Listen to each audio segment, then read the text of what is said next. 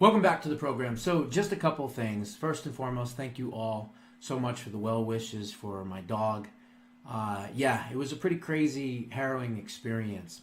And the crazy thing is about 2 months ago, this exact same dog ran out into the street and attacked Bigley as well, the bigger one, the brown one, the French Mastiff German Shepherd mix.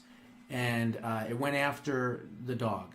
And just last night, before I was getting ready to do the full access show, it was still light out, and I was walking around the neighborhood, and I came across my street, and I actually had Shelby on the leash, and the big dog, Lori, was walking at the time, and I didn't have my firearm with me because where I live, you don't have to worry about wild animals until late at night, and it was still sunny out. So we're walking by, and out of nowhere, this gray half-breed pit bull comes running out before I could even see what was happening and just latches on to the golden retriever Shelby's throat right here. And all I can hear is Shelby screaming. It was absolutely horrific. And of course, my wife was screaming. The owner of the dog came running out and was trying to pry its, mouth off of Shelby. And it was a really harrowing experience. Again, if it was at night and this happened, I would have had my gun. I would have took my gun out. I would have told the owner to move away, and I would have blown that fucking dog's head right off, 100%. I would have shot it in the ass because its head was near my dog's head, and I didn't want to hurt my dog. So I would have shot it right in the ass. And I'm sure at that point it would have unlashed, whatever. But it was a crazy experience. And the thing is, it happened about 15 to 20 minutes before I was supposed to do the full access show. And my adrenaline was pumping, so my mind wasn't set and ready to go. My wife was screaming. She was crying. She was all upset. And then, of course, she was on the phone with animal control. She, police reports and all that. So I couldn't do a full access show in that time frame. I just wasn't in the right amount of time and all that. And so I put up a different video. Obviously, you saw it, the real Anthony Fauci. It's a pretty harrowing video. What was interesting is that the movie starts with Event 201, and that's exactly how the chapter in my book starts, with Event 201. As a matter of fact, they talk about some of the people that were at 201 that I actually put in the book, including George Gao. And, it's a very interesting movie, the entire thing. So I figured, well, I got to throw up some new content. I got to put something up. So that's what I was doing. But again, thank you all. The dog is fine, thank goodness. What are the odds of a dog attacking both of your dogs separate times, but doing it and both dogs being fine because a half-breed pit bull doesn't have any teeth? So then you got to ask yourself, okay, this was a rescue dog apparently from these people. Why is a half-breed pit bull not have any teeth? Could it be that, I don't know, maybe it bit before and they were given a choice that you either take its teeth out or we're going to euthanize it and put it down? Is that maybe a reason? I don't know. But thank God that this dog did not have any teeth. And the golden Shelby, she's fine. She's got no issues or no problems, thank goodness. And but it was a crazy experience because it happened so fast. And here's the other thing: it actually was captured on a neighbor's Ring camera. So we have plenty of witnesses. We have plenty of police reports. We have plenty of neighbors that witnessed it. I mean, it happened right there in the street. And so, we're reaching out to the right people, and we definitely don't want this dog in the neighborhood. So we're either going to force the dog to be sent back to the pound or euthanized or whatever. But the dog's not going to stay in the neighborhood. And if the dog is not gone by Monday, I've already told the homeowners that I will litigate. I will hire an attorney. And I think that, they're going to get rid of the dog. And the lady who was crying, that was her dog, she said that they're going to get rid of the dog. because, again, like I said, it happened 2 other times. It happened to Shelby, and then it happened to Bigley about 2 months ago. I wasn't there walking at the time. And so anyway, that's kind of what happened. But I'm just so thankful, so thankful. I mean, what are the odds, of a dog, a pit bull, half pit bull, attacking, and both dogs being okay because that dog didn't have any teeth?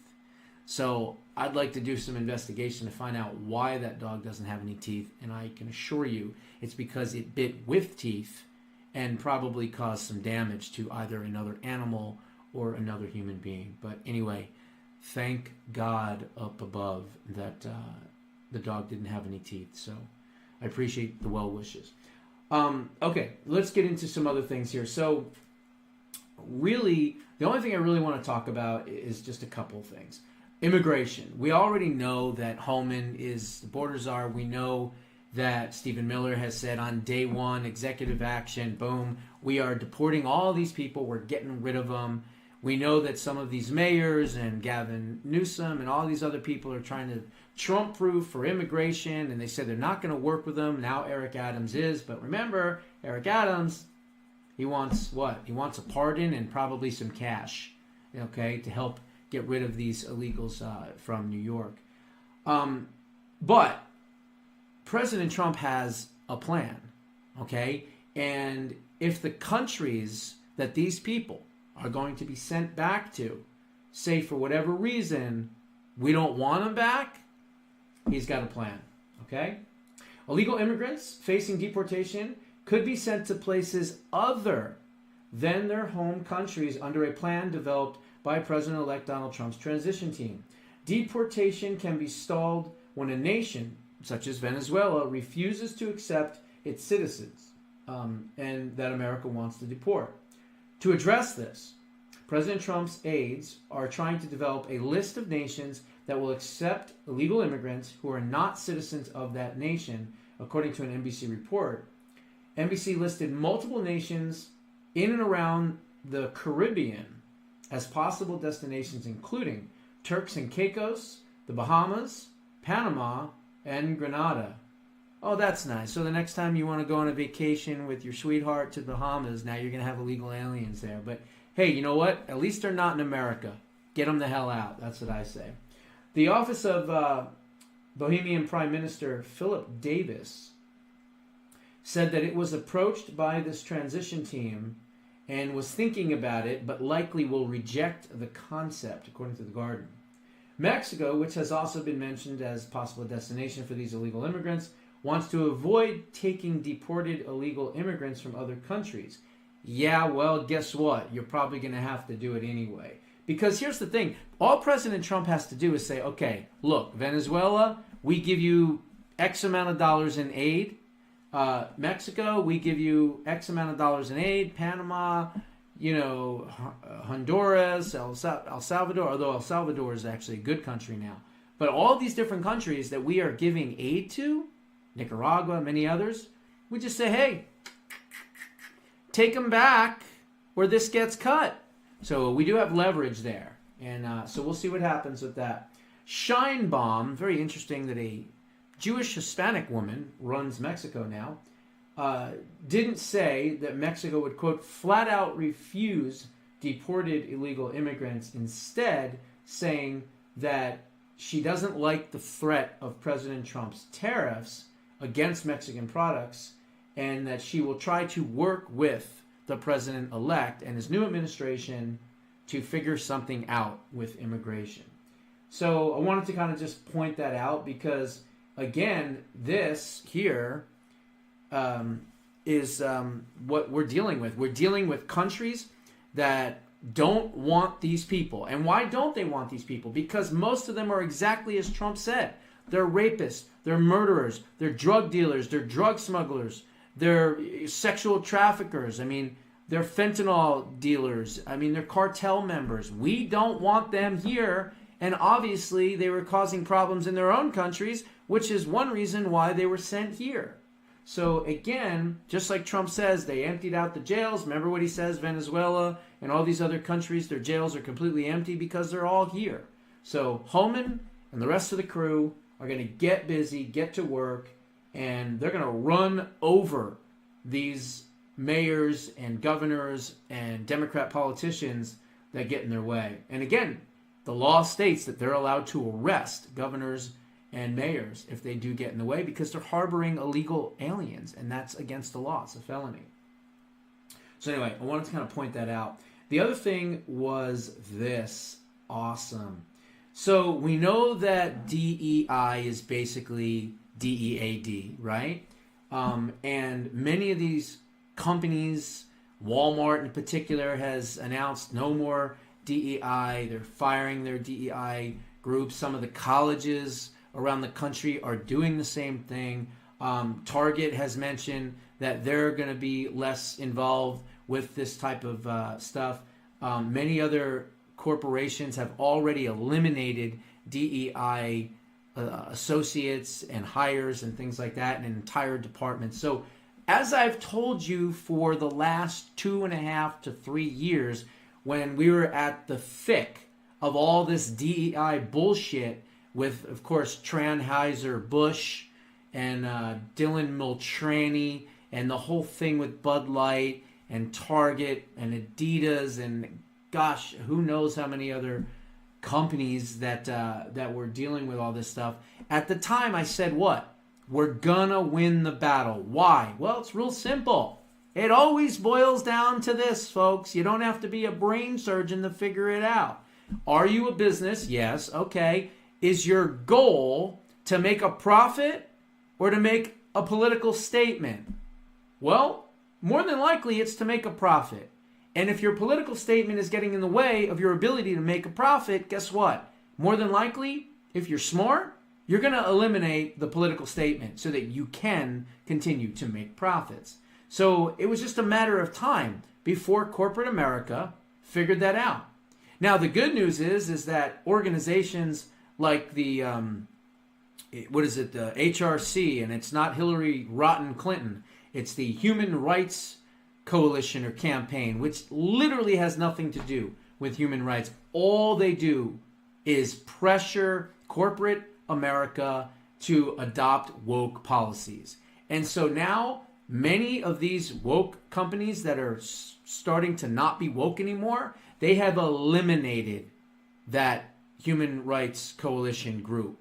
And they're not dealing with them anymore. And I talked about them 2.5, 3 years ago. See, that's the thing. When you watch my show for a while, you're going to see it's like a recycle. You're going to hear things from years ago that all of a sudden now are in the news, right? I mean, I've done that numerous times. Drag Time Story Hour, I covered 4 years before that came out. But anyway, new anti-woke ETF makes Starbucks its first target. So there's a new organization that is going out there and is going to punish and point out which companies are woke. And they're going to pull funding from them and everything else. So a new fund aimed to, quote, punish woke companies will make Starbucks its #1 first target as politically motivated investors move to capitalize on Donald Trump's election. The Action Managed Fund, that's what it stands for, I guess, which is Azoria Partners, expects to launch early next year, will exclude S&P 500 companies that incorporate diversity, equity, and inclusion considerations into their hiring practices. The fund unveiled its Starbucks plan on Thursday at Trump Mar-a-Lago Resort in Florida. The event was due to be attended by Kathy Wood and Kevin Roberts, the ideologue behind the Project 2025 blueprint. Who did this? Financial Times. So yeah, I guess they're kind of left-wing. That's why it sounds, the way I'm reading it, it sounds a little bit leftist. For Trump's government, according to an invitation sent by the Financial Times. Wood and Roberts did not respond to comments. Quote, Americans, whether they voted for President Trump or not, do not want to invest in companies running woke science experiments, said James Fishback, one of Azoria's founders. In an interview referring to hiring practices that factor with diversity, we are representing shareholders and human capital and hiring quotas that hurt our shareholders.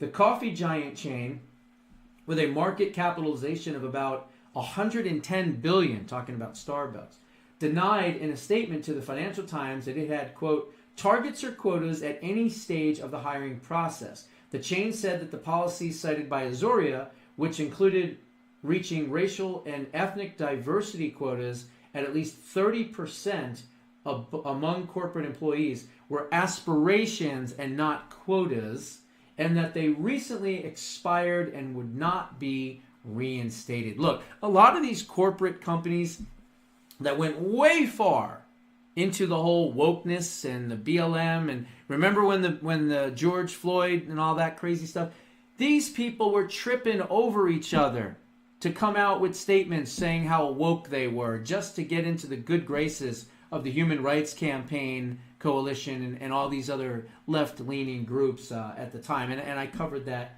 as well. But they're running scared. And they're running scared because they saw the results of the election, number one. And number two, because the sheriff is back in town. That's why. Okay? And Trump's not playing around.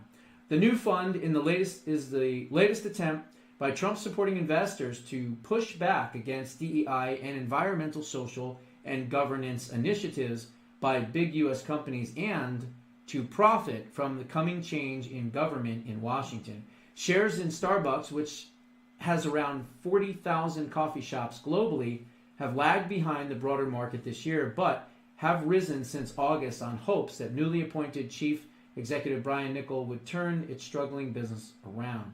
The new anti-woke fund, created by Fishback and his Azoria co-founder Asif Abramovich, has a list of about 36 other companies that it will exclude from the roster unless they scrap their DEI policies. Roberts, president of the Heritage Foundation think tank, and Wood, founder of ARK Investment Management, were both scheduled to address the event at Trump's resort on Thursday. Fishback's fund does not manage any money yet, meaning the Starbucks campaign lacks the financial ability to influence the retailer's decisions. However, powerful activist fund Elliott Management recently built a large stake in the chain, helping to spur the development and replacement of its CEO earlier this year. Unlike an activist hedge fund, which buys stocks and companies to agitate for change, Azoria will push its agenda by excluding companies from their index and publicly shaming them and claiming that DEI policies are hurting their stock prices. So you finally have big money corporate America saying enough is enough of this woke garbage. We're done with it. We don't want it. The election clearly showed the American people are not interested in it. And so this is wonderful. This is a really, really good thing that is happening. So I wanted to kind of share all of that with you all as well. And before I leave, one other thing. I got LinkedIn back. I'm still not on social media, but thankfully I got LinkedIn back. I did an appeal a whole bunch of times. Finally, they sent me this thing, and they were like, if you sign this thing saying that you promise to be a good boy and not post whatever, then you can have your account back. So at this point, I was like, all right, whatever, I'll sign it, blah, blah, blah, blah, blah. Look, Brendan Carr is going to be coming in pretty soon. He's going to more than likely change the rules against social media companies censoring people. So I am hoping and praying that I get the rest of my accounts back and I can start rebuilding my career and the trajectory of where it was going before I got censored. So if you want, please do find me on LinkedIn. And I think, if I'm not mistaken, what is it? Well, you can't really miss it. I mean, it's just Josh Bernstein. I think you'll find it. It says, after nearly 4 years and numerous appeals, LinkedIn has finally restored my freedom of speech on their platform. That's what happens to investigative journalists who refuse to back down and expose too many uncomfortable truths. So please send me a connection request on LinkedIn. I will be sure to approve it. And moving on up, right? As I said on the Jeffersons, hopefully I get a lot more of my social media stuff back. So those are my thoughts. What are yours? Put them down in the comments below. We'll see you in the next one.